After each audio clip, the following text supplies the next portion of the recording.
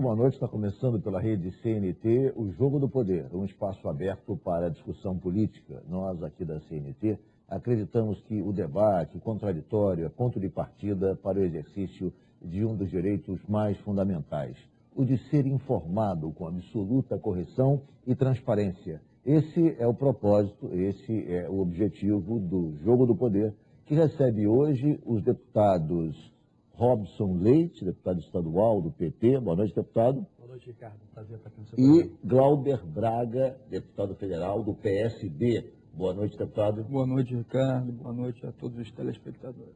É um prazer recebê-los aqui no Jogo do Poder. Prazer nosso. Vamos começar com a política nacional. A presidente Dilma experimentou uma queda nos índices de aprovação da sua popularidade, caindo de 57 para 30, uma queda brusca, repentina, e também as possibilidades mensuradas de reeleição dela, ainda que ela esteja na frente dos concorrentes, caiu substancialmente. O quadro político está, do avesso. Como é que vocês veem isso? Há muita mudança ainda ao ocorrer de hoje até a eleição? A situação deve se agravar ou não? Como é que vocês estão vendo essa mudança que as ruas provocaram no cenário político nacional? Eu começo com o deputado Glauber Braga. Olha, eu acredito o seguinte: as mudanças e o quadro, eles vão se modificando a partir do momento em que a reação dos quadros políticos também possam ser positivas às demandas que estão vindo da rua.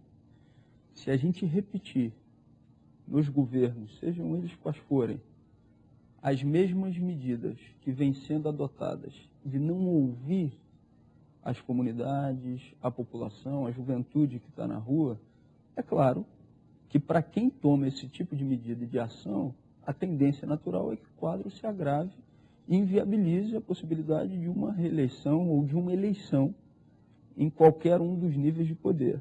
Agora, para aqueles que se abrem para o diálogo, para aqueles que estão procurando ouvir a sociedade e entender o que está acontecendo na rua, eu não tenho dúvida também que vai conseguir ter um respaldo positivo dessas ações, tanto no governo federal, quanto nos governos estaduais, quanto os parlamentares, deputados federais e estaduais na eleição de 2014. Deputado Robson Leite, está muito mais difícil, a julgar pelas pesquisas, a reeleição da presidente Dilma?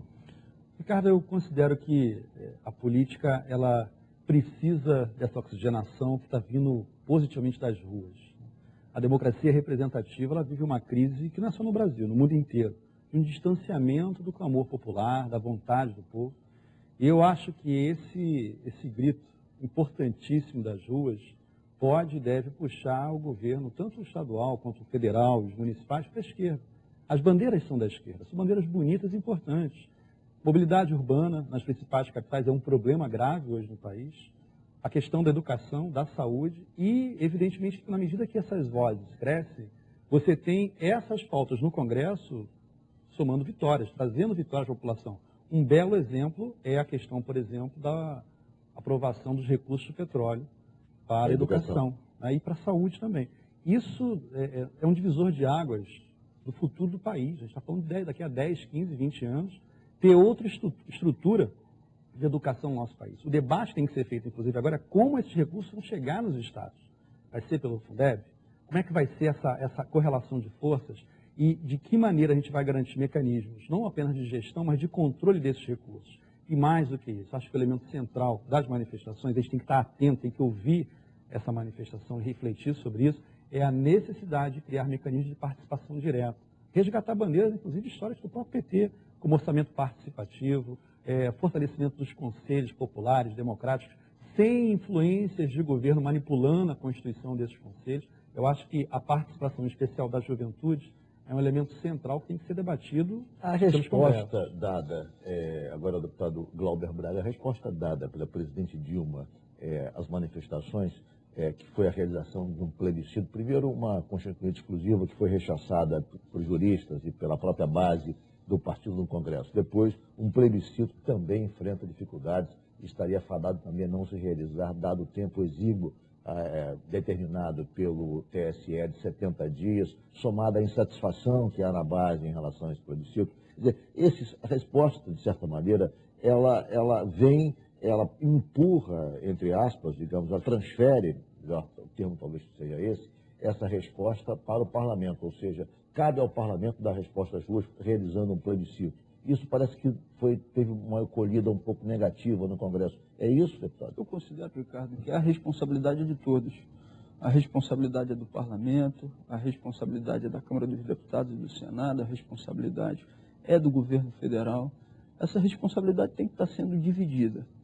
Ouvir a população, ouvir as comunidades através de um plebiscito, ou seja, para que você possa ter reformas importantes no país, para todos que defendem o processo de participação direta, é algo muito positivo.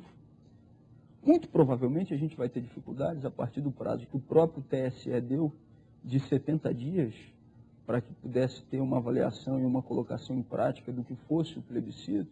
A gente dificilmente vai conseguir cumprir o princípio da anualidade para que já em 2014 a gente tenha válidas as reformas ou as modificações. Mas essa questão da reforma política, ela é, digamos, execuível que se faça um calendário de perguntas objetivos sobre esse assunto. Há quem diga que esse assunto é um assunto demasiadamente complexo para ser traduzido em 5 ou 4 perguntas. E se fazer também 30, 40 perguntas é impossível. Quer dizer, há como se simplificar isso de modo a se fazer perguntas objetivas à população? Eu queria que os dois se manifestassem sobre isso. Pode falar, deputado. Eu estou seguro que o processo de perguntar, responder, dialogar, ele é importantíssimo, ou seja através de 4 perguntas, de 5 perguntas, de 10 perguntas, de 20 perguntas, quantas sejam. Se a gente tiver o ano de 2013 para começar a fazer esse diálogo, e o ano de 2014 também, para estar dialogando com a sociedade, para estar discutindo os pontos que estão em pauta para a realização da reforma política, ninguém pode dizer que perguntar à população seja algo negativo, porque as perguntas não podem ser entendidas ou respondidas. Isso é, no mínimo, considerar arrogante aqueles que estão no exercício das suas atividades de poder. Ou seja, é possível sim. Agora, é claro, tem que ter tempo para... São muitos temas, não apenas os temas, quer dizer, claro. Segundo a própria base do governo, não os temas apenas elencados pela presidente devem ser consultados. Outros temas também, para que você tenha uma reforma mais ampla, devem ser submetidos ao crivo popular. De modo que isso traria uma complexidade maior ao processo. Eu concordo com o Glauber, ele foi muito feliz no que ele colocou. Eu quero acrescentar um elemento que é fundamental, que não está sendo levado em consideração hoje. Quando você faz um plebiscito, você pressupõe um debate. Eu quero recordar aqui o último referendo que tivemos no país, em 2005, de desarmamento. Infelizmente, fomos derrotados naquela questão, mas eu acho que ele abriu um precedente fantástico. A possibilidade de se discutir política de segurança pública nas escolas, nos bares, nos restaurantes, nas universidades, nas igrejas. Isso foi um ganho assim, sem precedentes. E hoje a gente tem a oportunidade de discutir o sistema de financiamento de campanha. Eu sou um defensor entusiasta, tem sido o Glauber também, do financiamento público, financiamento privado de campanha. É pai e mãe da corrupção, já falamos isso aqui. Tem que dar um baixa nesse modelo. O empresário, evidente que há exceções, mas a via de regra, o empresário não faz doação de campanha, faz investimento, quer ter retorno. Tem que mudar, tem que quebrar isso. Isso pauta o Congresso, por exemplo. Essa pauta é uma pauta do PT. O PT briga por histórica pelo financiamento público. A oposição alega que, na verdade, o que está se tentando buscar é que o PT quer aproveitar essa crise para levar sua pauta para a consulta popular, e que a pauta necessária é muito mais ampla do que essa pauta proposta pelo PT. E mais, que a realização do plebiscito nesse momento, isso disse ontem o senador Aécio Neves, é uma maneira do PT colocar de volta em exposição o presidente Lula defendendo as bandeiras históricas, porque já que você vai ter campanha em televisão e os líderes partidários vão ocupar esses espaços, no caso do PT, o presidente Lula, ou seja, é dar chance ao presidente Lula voltar em rede nacional pregando as bandeiras do PT. Como é que o senhor recebe esse tipo de crítica, deputado? Eu fico achando interessante como o senador Aécio Neves tem medo do povo. Tem medo da população, da vontade popular e de uma liderança fantástica, o presidente Lula, que é do PT, que é do Partido dos Trabalhadores. Essa bandeira não é só do PT. Essa bandeira é dos principais partidos de esquerda desse país, dos movimentos populares, de quem quer mudar a política, da CNBB, da OAB, de uma série de entidades que querem mudar essa correlação de forças que está hoje no Congresso. A gente não pode permitir que o grande capital seja o elemento decisivo de quem vai ou não vai para o Congresso Nacional, independente de qual vai ser a solução, esse debate com a população ele é fundamental. Não podemos ter medo do debate. Deputado Glauber Braga, eu vou deixar uma pergunta, eu vou fazer uma interrupção para os nossos comerciais, mas eu vou deixar uma pergunta.